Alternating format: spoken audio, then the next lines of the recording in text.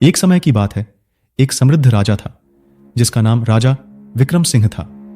वह धनी और सफल था, लेकिन उसकी आत्मा में शांति नहीं थी।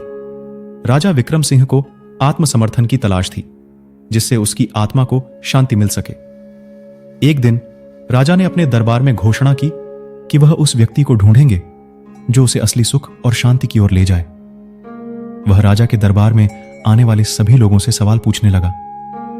बहुत से लोग आए और अपने विचार बताए, परंतु राजा को वो असली आत्मसमर्थन नहीं मिला जिसे वह ढूंढ रहा था। वह थक चुका था, लेकिन उसकी आत्मा में उसी खालीपन का एहसास था। एक दिन एक साधु उसके दरबार में आया। साधु ने कहा, राजा विक्रम सिंह, सुख और शांति की खोज में आपको अपनी आत्मा की ध्यान को ढूंढना होगा। साधु के शब्दों ने राजा को गहराई से सोचने पर मजबूर किया। वह समय निकालकर ध्यान और तप करने लगा। वह जंगल में एक गुफा में जाकर बैठ गया और वहां ध्यान का साथ जोड़ा।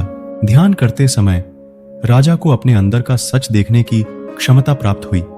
वह देखने लगा कि उसकी आत्मा एक प्रकार से बंदी बनी हुई थी, जो उसे असली सुख और शांति से दूरी बनाए रख रही थी।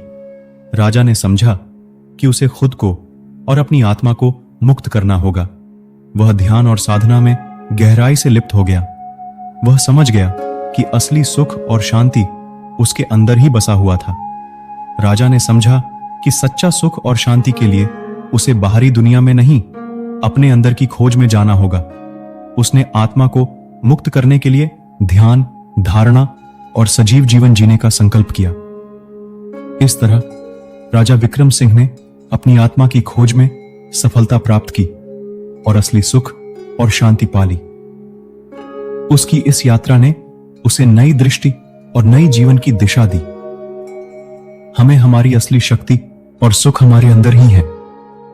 हमें अपनी आत्मा की खोज में जाना चाहिए ताकि हम असली सुख और शांति को प्राप्त कर सकें। सच्चा सुख और शांति के लिए हमें अन्य लोगों से नहीं, अपने अंदरीय यात्रा से होकर गुजरना चाहिए। यह एक आध्यात्मिक यात्रा है जो हमें असली सुख और शांति की ओर ले जाती है। दोस्तों, मैं उम्मीद करता हूं यह कहानी आपको पसंद आई होगी। वीडियो को अंत तक देखने के लिए आप सभी का बहुत धन्यवाद।